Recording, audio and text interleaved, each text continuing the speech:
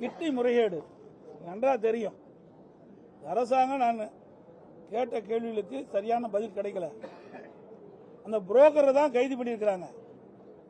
ஆனா எந்த மருத்துவமனையில் முறைகேடாக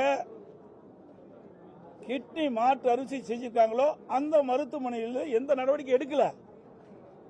ஆனா அமைச்சர் ஏதோ சொல்லி மழுப்பை அதை முடித்து விட்டார், பதில் முடித்து விட்டார். உண்மையிலேயே இந்த மருத்துவமனை கிட்னி முறைகேட்டில் ஈடுபட்டிருந்த காரணத்தினால்தான் இந்த புரோக்கர்கள் இந்த வறுமையில் வாடிக்கொண்டிருக்கின்ற ஏழை தொழிலாளர்களை பணத்தாசை காட்டி அவளை அழைத்துச் சென்று மருத்துவமனையில் சேர்க்கப்பட்டு இந்த கிட்னி முறைகேடாக எடுக்கப்படுகிறது. இதுக்கு மருத்துவமனையும் காரணம்.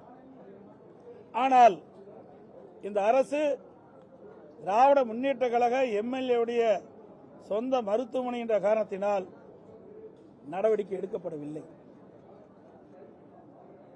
இன்றைய தினம் உயர்நீதிமன்ற மதுரை கிளை ஒரு சிறப்பு விசாரணைக்குழு அமைக்கப்பட்டு அந்த விசாரணை மேற்கொள்ள இருக்கின்றார்கள். அதுக்கு கூட அந்த தீர்ப்பின் அடிப்படையில் இந்த அரசு செயல்படவில்லை. மதுரை உயர்நீதிமன்றம் கொடுத்த தீர்ப்பை எதிர்த்து உச்சநீதிமன்றத்தில் மேல்முறையீடு செய்கிறார்கள். இதை யாரை காப்பாற்றுவதற்கு?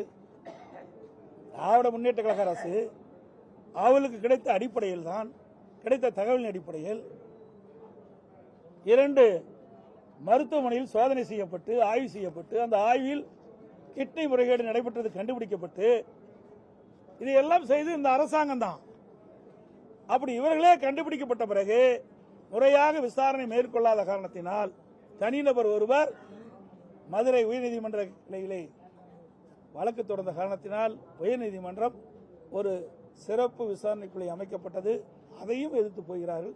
இனியாவது இந்த அரசு நாட்டு மக்களுக்கு உண்மை தெரிவிக்கின்ற விதத்தால் இந்த கிட்னி முறைகேட்டில் யாரெல்லாம் தவறு செய்கின்ற இழைத்தார்களோ அவர்கள் மீது உரிய நடவடிக்கை எடுக்கப்பட வேண்டும் என்று நேரத்தில் தெரிவிக்கின்றேன்.